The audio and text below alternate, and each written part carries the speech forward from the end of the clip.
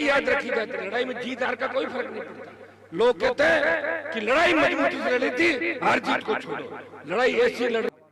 आपने मुझे जब लोकसभा के अंदर भेजा, मैं तो मोदी के साथ आराम से सत्ता का सुख भोग सकता था, लेकिन जब उंगली उठी कि कोई किसान का बेटा इन किसान बिलों के खिलाफ आवाज नहीं उठा रहा है, हरियाणा, पंजाब, उत्तर प्रदेश, दिल्ली के किसान नेताओं ने कहा कि हनुमान जी आप तेजा जी के भक्त हो, इस मुश्किल घड़ी के अंदर अगर आप हमारा साथ देते हो तो देश की किसान कौम आपको आशीर्वाद देगी और हमेशा आपको याद रखेंगे। भाइयों, सत्ता को ठोकर मार के 70 दिन ठंड के अंदर सड़क पे बैठा रहा और मोदी और अमित शाह से दुश्मनी मोल ली आप लोगों के लिए, देश के किसानों के लिए, और किसानों के बिल वापस करवाए। जब सेना को ठेके पे दिया, मेरे परिवार में से तो कोई सेना में है भी नहीं, अपने यहाँ लोग जिसकी बात करते हैं Jat regiment, Sikh regiment, Rajput regiment, Maratha, तो ये गीत जो गाए जाते हैं ना, कोई सिख, कोई जाट, मराठा, कोई गोरखा, मद्रासी, ऐसे नहीं गाए जाते। हमारे लोगों ने बड़ी लड़ाई लड़ी आजादी के आंदोलन के अंदर, 62, 65, 71 कारगिल की लड़ाई के अंदर, और उन लोगों ने जब लड़ाई लड़ी उनका मकसद एक ही था कि हम चाहे वीर गति को प्राप्त हो जाए, शहीद हो जाए, लेकिन हमारी कौम का सम्मान बढ़ना चाहिए। पीछे लोग ये नहीं कहते कि वो डरपोक थे और वापिस आ गए, इसलिए अपने लिए गीत और ये गीतों के अंदर हमारे को गाया जाता है। और मुझे खुशी और फक्र है कि मैं उस किसान कौम से आता हूं जिसने देश की रखवाली के लिए, हमारा बहुत बड़ा इतिहास है, अगर लंबा इतिहास में जाएंगे, और सब धर्मों को साथ लेकर चलने वाले हम लोग हैं। हमारे गांव में अगर किसी जाति का एक घर है और हमारे 100 घर है, उस जाति को परेशान नहीं करते, उसको एक को भी ऐसे रखते हैं। और कई गांव ऐसे जहां हमने एक एक घर वाले को सरपंच बना दिया गांव के। ऐसी हमारी समझदार किसान कौम है।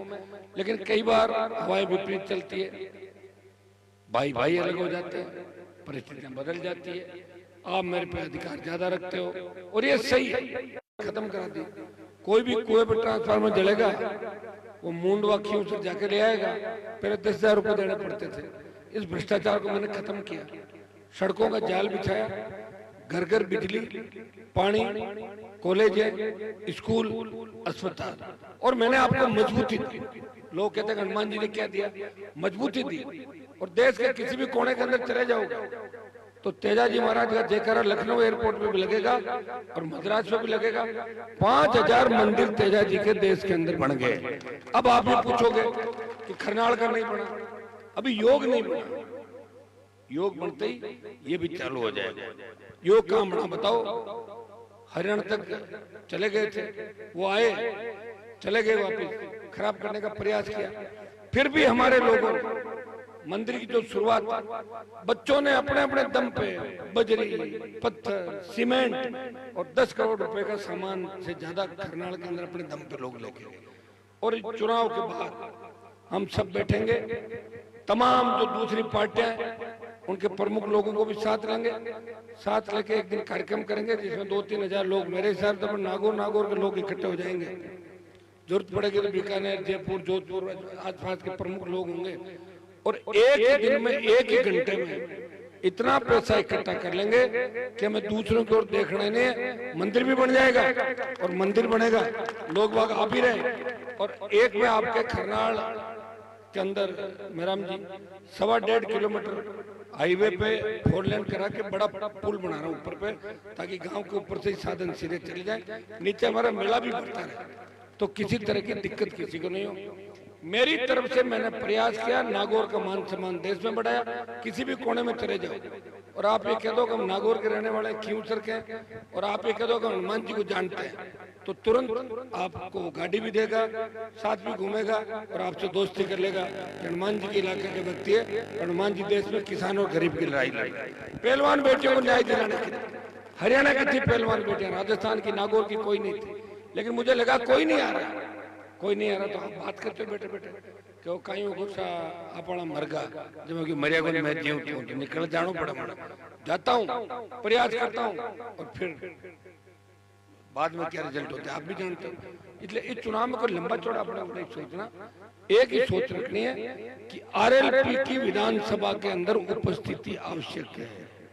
अगर आरएलपी विधानसभा के अंदर नहीं रही तो अखबार ये लिखेंगे कि राष्ट्रीय लोकतांत्रिक पार्टी का अस्तित्व खत्म हो गया। 25 साल जिस व्यक्ति ने किसान जवान के लिए अपनी जवानी समर्पित की वो भारतीय जनता पार्टी के हाथों परास्त हो गया। और जीत के पटाखे कहां चलेंगे आप वो भी जानते हो। और मेरी जीत के पटाखे देश के हर दलित किसान के घर पे उनके बच्चे छोड़ेंगे कि हमारा भाई जीत गया। इतना ही ध्यान आप लोगों को रखना है, लंबी चौड़ी बात नहीं कहूंगा, आज कार्यक्रम ज्यादा है। आप खुद सब चुनाव लड़ रहे हो और देखिए मैं अगर राजनीतिक आदमी होता तो मैं ये भी कर सकता था, मैं किसी दूसरे को टोपी पहना देता, लो लड़ा दो इसको चुनाव, लड़ा दो, हार जाता तो मैं कह देता और आपसे 5 जनों से कह रहा था हनुमान जी के घरों लड़ता जी जिंदा बाहर लो तो नहीं हो, ठीक है। आपने कहा नहीं घर से लड़ना। लोग कहीं ये नहीं कहते कि हनुमान बेनीवाल आरएलपी भारतीय जनता पार्टी से डर के चुनाव नहीं लड़ी। हमेशा लड़ाई याद रखी जाती है, लड़ाई में जीत हार का कोई फर्क नहीं पड़ता। लोग कहते हैं कि लड़ाई मजबूती से लड़ी थी, हार जीत को छोड़ो। लड़ाई ऐसी लड़ रहे हैं खियोत्तर के अंदर कि एक तरफ पूरे देश के लोग खिलाफ हैं, नेता अधिकारी पूंजीपति, और एक तरफ देश के गरीब किसान के बेटे, प्रदेश के गरीब किसान के बेटे इस किसान कौम का अस्तित्व बचाने के लिए रात और दिन एक करके यहाँ खियोत्तर के अंदर राष्ट्रीय लोकतांत्रिक पार्टी का परचम फहराने के लिए चले। लेकिन उनका वोट नहीं लगेगा, वोट तो आपका लगेगा। प्रचार बंद होने के बाकी लोग तो चले जाएंगे। आप पता करना अंदर ही किसकी जीत से किसको फायदा है। कैंडिडेट बीजेपी के अंदर है, वो भी अपनी स्कूल के अंदर फेल होके गया, कहीं बाहर थोड़ी था, यहीं से फेल होके गया, पास नहीं हुआ था, चला गया। धैर्य रखता, इस बार बड़ा था विधायक, मेरे पास तो कैंडिडेट नहीं था, आप कहते मैं तो बना देता, मैं तो बनाता ही हूँ, प्रधान भी बनाए थे, प्रयास किया ही था। मेरे पास रह के कोई ये नहीं कहता कि हनुमान जी किसी को आगे नहीं लाते, मैं आगे जरूर लाता हूँ, लेकिन वो मेरे साथ कितना रहता है वो तो उसके मन में। मैं तो आपके साथ रही हूँ, सब छोड़ जाएंगे मैं आपके साथ हूँ, और मुझे सब छोड़ जाएंगे आप मेरे साथ हो। इसलिए आपके भरोसे पे चुनाव के अंदर उतरे दोनों भाइयों ने, हमने सेवा में कोई कोर कसर नहीं छोड़ी। कम से कम ये तो आप नहीं कह सकते कि कोई घपला घोटाला कर दिया, किसी से हिस्सेदारी ले ली और किसी घर आए आदमी को लूट खसोट करके जेब काट दी। लोग तो जेब भी काटते हैं, 1-1 रुपए के लिए मरते हैं और फिर भी वोट ले जाते हैं। इन बातों का अपने को थोड़ा सा ध्यान इसलिए रखना है कि हम समझदार लोगों की श्रेणी के अंदर आते हैं। तो मैं अपील करता हूं आपसे कि बोतल का चुनाव चिन्ह, और चिन्ह भी 1 नंबर पे आ गया। कई लोग ये भी कह रहे हैं कि कनिका क्यों लड़ी, नारायण नहीं लड़ा, वो सब हमारी आपस की रणनीति है, उसके अंदर आप चक्कर में पड़ो ही मत। अगर नारायण नाराज होता तो सो जाता जाके, घूम रहा ना 3-3 4-4 बजे तक, ये बैठे मेरा हमने कहा लड़ो। लेकिन हमें पता था कि बल्ला जो अमित शाह पीछे छोड़ रखा, बल्ला बल्ला बल्ला बोतल का, तो बल्ले को बगड़ना था। रणनीति थी कैंडिडेट कौन कैसे ऊपर आएगा, हो गई बात सारी। सारी चीजें इस पर नहीं कही जाती। और 1 नंबर पे चिन्ह आ गया। और अच्छी बात है हमारी बेटियों के लिए, महिलाओं के लिए। मैं तो देखता हूँ कई जगह जब हम जाते हैं तो महिलाएं और बेटियां अपने उम्मीदवार की तरफ दौड़ती हैं, क्योंकि आधी हिस्सेदारी आप लोगों की। तो महिलाओं से विशेष रूप से, अब अमंडा गांव में क्या बोला हूं, तो हमारा बचपन जब कह रहा हूँ इन गलियों में गुजरा है पेंट वाला मंडा इस इलाके का, तो आप लोग समझ लें। हो सकता है पिछली बार कुछ आशीर्वाद छोटा मोटा कम ज्यादा हो गया होगा, अब की बार ज्यादा कर लेना। हम तो रोज आपके बीच रहते हैं, अब की बार ज्यादा मदद कर दो। और मैं तो पूरा जीवन आपके लिए लड़ रहा हूँ, मैंने मेरे लिए क्या किया। मैं तो 3 में मंत्री बनता, वसुंधरा के साथ घूमता, मोदी के साथ घूमता, खूब मौज करता, विदेशों के अंदर प्रॉपर्टियां इकट्ठी करता, 100, 200, 500 आदमी छोड़ देता जो गीत गाते रहते। लेकिन मैंने आपकी चिंता की, मैंने चाहा कि किसान के हर घर के अंदर दिवाली हो रोज। ये चाह मैंने आपकी हर व्यक्ति कि किसान का 16 लाख करोड़ का कर्जा माफ हो, मेरे लोग आबाद हो, आजाद हो, इसको लेकर मैंने चिंता की। और इस बार सर्व समाज पहले की भांति आप लोग मुझे वोट देंगे, और वोट सोच समझ के देना। इस बात का विशेष रूप से ध्यान रखना। 2-3 चीजें मंडा की जो कहीं वो बाकी रह गई। एक तो ये आपका जो सड़क मंडा से बड़ा है, मतलब कोशिश तो करी मैंने, बड़ा है बीटवाल नया ट्रैक मुंडवा का बनाया, बिना सरकार में रहे वही प्रयास किया था, पार्टी भागरोध होता हुआ अमंडा से बीटवाल इसको, और एक पानी की टंकी बीटवाल अमंडा की अलग, दोनों की नहीं, वो तो आप तय कर लेना कहाँ बनानी, मेरे को इसमें मत पटको, अलग से उसका चेयरमैन मैं खुद ही हूँ, टंकी आपको मैं बना दूंगा। अमंडा बीटवाल वाले तय कर लेना, जगह वगैरह आपको तय करना, उसमें मेरे को जगह मत पकड़ना कि लोग मेरे से नाराज हो जाते, अन्न कर दिया बंद कर दिया, वो तय कर लेना। अपना मकसद है कि पानी हर घर को मिले, इतना ही चाहिए। कोई कैसा मगड़ा घर का टंकी बना दो, कहीं कराओ टंकी घर का, थोड़े आंतर बनाओ, फायदो रहेगा, करके करना तो रहनी नहीं टंकी, ठीक है ना, थोड़ी सी दूर।